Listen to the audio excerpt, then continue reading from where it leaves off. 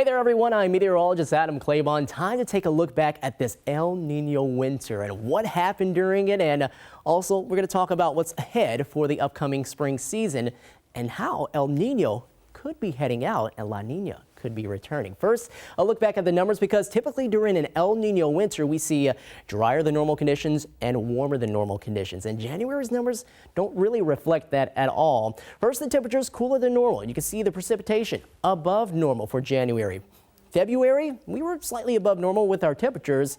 What we saw as far as precipitation, also slightly above normal. So when you factor in the 2 months, we were cooler and wetter than normal. But you also have to consider what happened back in December, and December was the warmest December on record out at SeaTac Airport, coming in at 45.5 degrees for an average temperature. Normally we're at 42, and you can see the average rainfall at about 5 3/4. We saw almost 8.5 inches of rain, which, yeah, overall, it was a warmer than normal winter for us, but also a wetter than normal one too, which really helped out with some of our drought conditions we were seeing leading into the season, which we're going to talk a little more about here in a second. First though, El Nino, what's happening? Well, you can see the blues showing up here across the Pacific. That's where those bodies of water right now are beginning to cool below their normal temperatures, and that's when we are going to see a little more of this La Nina pattern start to eventually shape up for us, especially as we head closer to next fall and heading into next winter, which is a highly amplified jet stream.